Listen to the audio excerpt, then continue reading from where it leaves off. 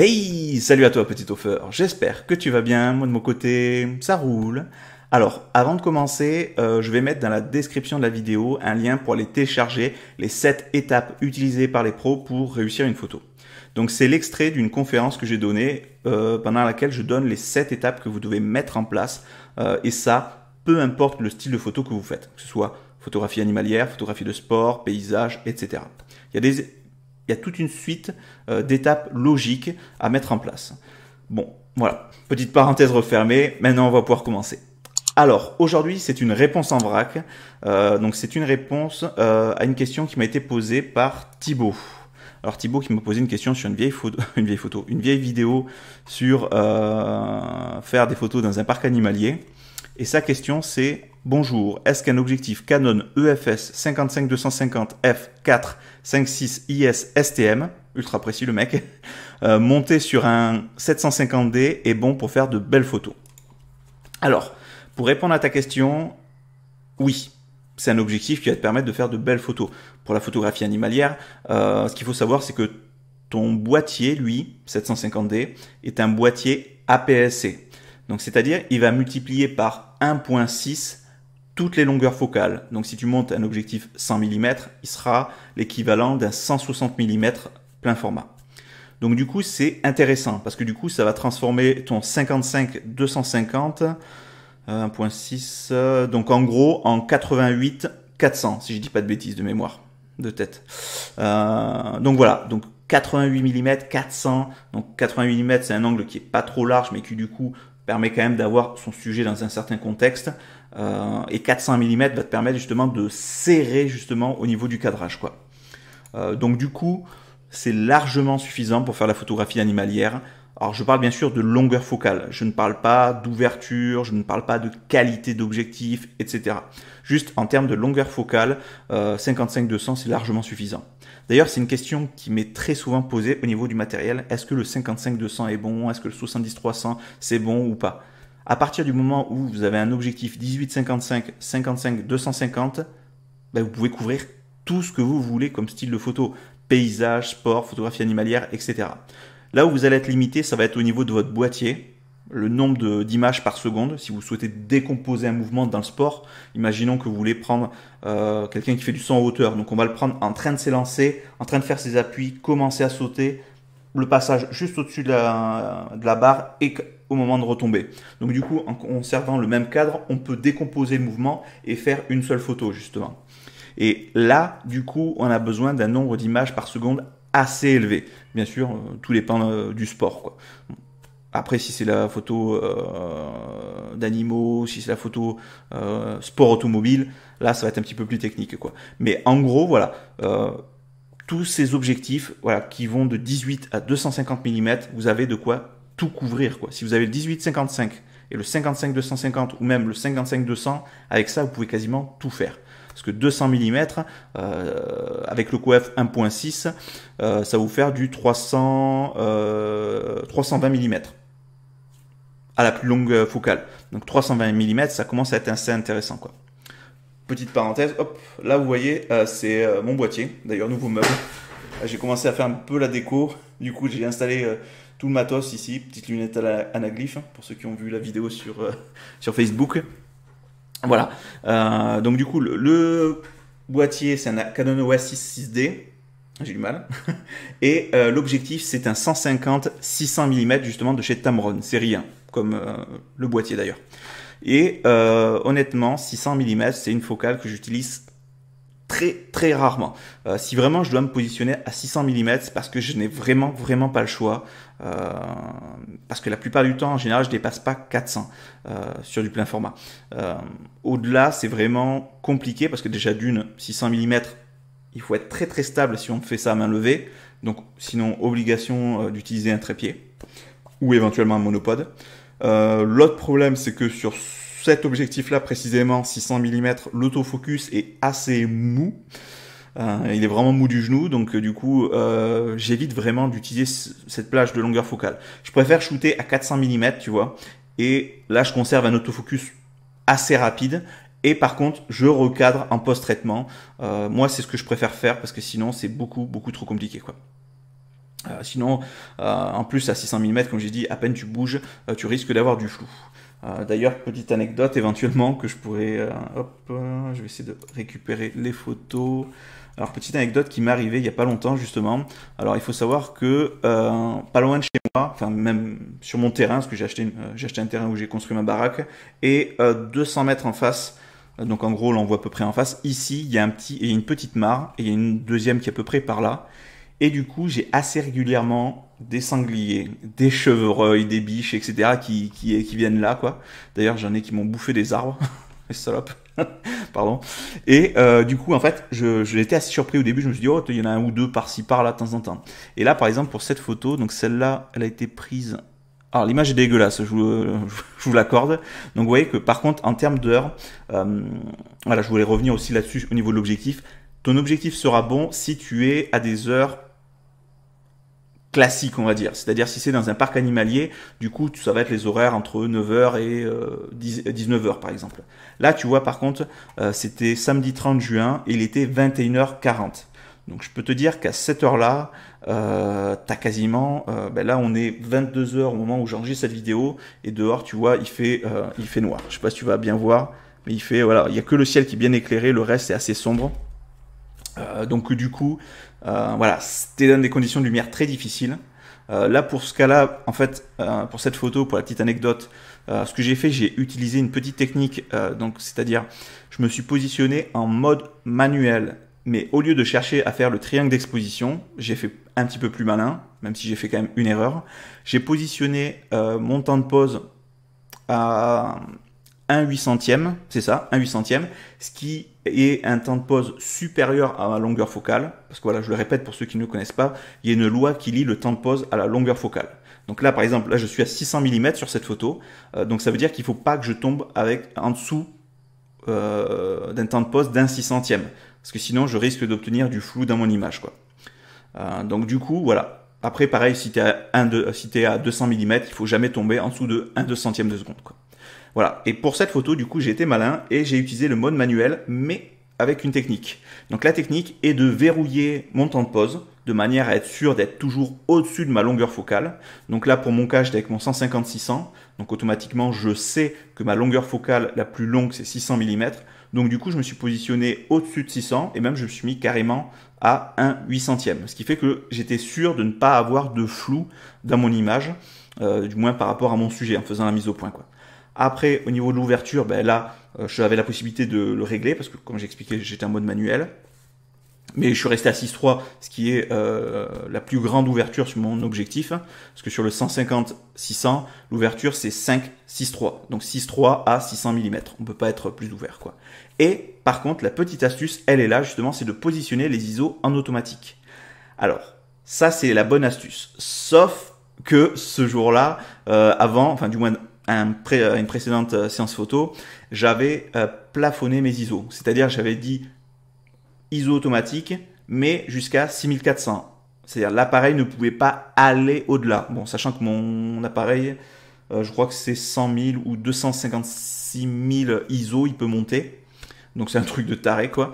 Mais sur le coup, j'avais configuré et je lui ai dit à mon appareil photo, enfin pas sur le coup cette fois-là, mais la fois précédente, ce qui fait que j'avais laissé ces réglages-là, j'avais plafonné les ISO à 6400. Ce qui fait que ma photo est, si on regarde, elle n'est pas floue, parce que moi mon sujet est là, donc ça c'est flou parce que c'est devant, c'est le premier plan. Mais mon sujet, lui, n'est pas flou. Mais par contre, du coup, j'ai une exposition qui est en dessous de ce que je devrais avoir, quoi, en fait. Et ça, c'est dû au fait que j'ai plafonné les ISO beaucoup trop bas. Alors, honnêtement, ces photos-là n'étaient pas du tout prévues. J'étais tranquille sur le canapé, sur la tablette, en train de surfer. Et d'un coup, justement, j'ai vu un truc bouger au loin. Et là, du coup, en fait, ni une ni deux, j'ai attrapé l'appareil photo. Je le chope, merde, j'ai pas les batteries dedans, j'attrape les batteries, je mets le grip, je mets les trucs, je regarde, merde, j'avais enlevé la carte mémoire, j'avais fait une vidéo avec. Donc vite fait, j'ai remis la carte mémoire, j'ai foncé, et là j'ai essayé de mitrailler, de faire quand même quelques petites photos, même si je sais que de toute manière, l'animal, parce qu'il y en a plusieurs, il y a des biches, il y a des sangliers, il y a des chevreuils qui viennent, et je sais qu'ils viennent assez régulièrement, quoi. Donc du coup, par contre, ils viennent toujours à cette heure-là. D'ailleurs, on va avancer sur les photos. Donc voilà, c'est plusieurs photos. Donc là, on voit la marque justement qui est juste ici. Alors les photos sont à chier parce que de toute façon j'étais à 600 mm, je pouvais pas m'approcher physiquement parce que du coup moi mon terrain est hyper dégagé, donc si je m'approche automatiquement on me voit, donc du coup c'était grillé, surtout que sur le coup je crois que j'avais un gros t-shirt bleu, pas fluo mais si tu veux le truc, le beau bleu qui pète bien quoi, donc qui se voit facilement quoi, donc du coup sinon il risquait de dégager quoi. Et donc tu vois d'ailleurs si tu regardes sur les photos on peut même voir qu'il y avait un chat à plusieurs endroits qui suivait.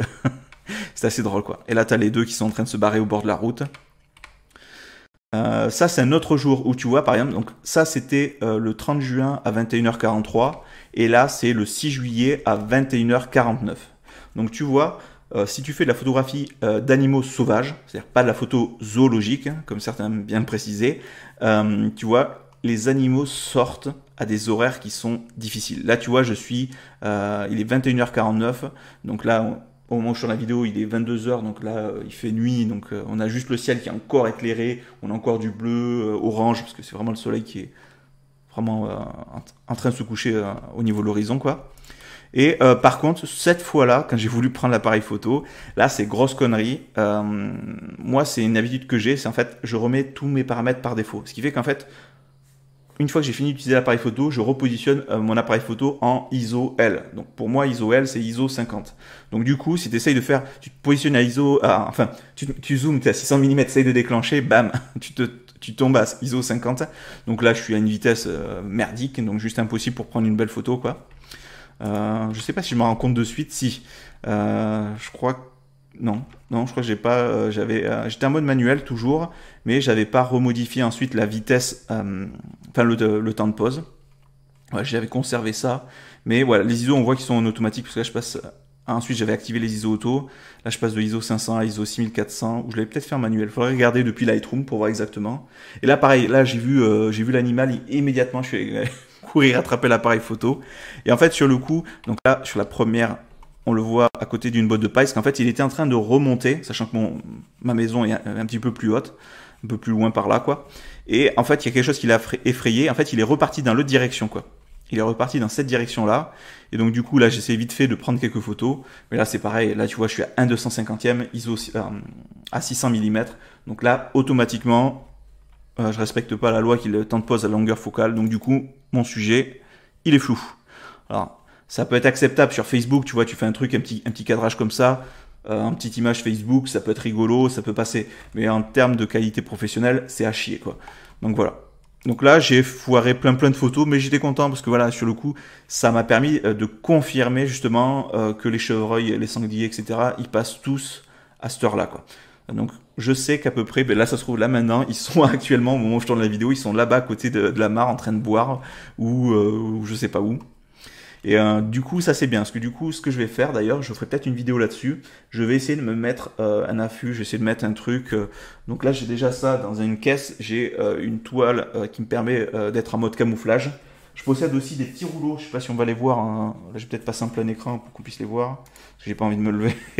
Hop. Donc ici, j'ai des petits rouleaux en fait que l'on entoure autour de l'objectif, du boîtier, etc. Donc c'est du camouflage. Donc j'ai deux types de camouflage, j'ai camouflage forêt et j'ai eu camouflage tempête du désert. Au cas où je vais aller faire la guerre en Irak ou truc comme ça, quoi. Enfin voilà, c'est un camouflage adapté soit si on va dans le sable, soit si on va dans une forêt, etc., quoi. Donc voilà. Donc du coup, là j'ai refait quelques photos de l'animal. D'ailleurs j'ai même essayé de faire une vidéo. Ça c'est une vidéo justement du 30.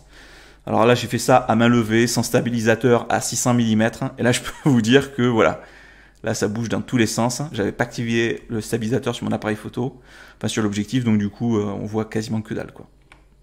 Et là, pareil, là, le truc s'est passé, par contre, ce coup-ci, c'est que là, j'étais en mode live view. Et en fait, ce qui s'est passé, c'est que j'ai pas pu refaire l'autofocus. Donc du coup, au début, je suis à peu près net. Mais pareil, j'ai pas activé le stabilisateur. Et on voit au fur et à mesure qu'il se rapproche, en fait, que je suis complètement flou. C'est juste dommage. Bon, je m'inquiète pas plus que ça, parce que voilà, comme je vous l'ai dit, j'ai fait des repérages et on voit que c'est à peu près aux mêmes horaires que les animaux passent. Donc du coup, là, je sais qu'aux alentours de 21h, 22h à peu près, je peux arriver à les voir, quoi. Donc voilà. Donc la petite astuce aussi que voilà que je peux vous donner, si vous voulez être tranquille quand vous utilisez des grandes longueurs focales pour pas avoir de photos floues, c'est d'utiliser le mode manuel, mais d'une manière intelligente. C'est-à-dire vous allez utiliser le mode manuel, mais vous allez positionner vos ISO en automatique. Par contre, ne faites pas comme moi, ne plafonnez pas les ISO à 6400, sinon vous allez obtenir des photos comme celle-là, quoi. Donc ils sont sous-exposés parce qu'en fait j'aurais dû être à ISO à plus de 10 000 ISO, quelque chose comme ça, quoi. Donc voilà, donc vous positionnez les ISO en automatique.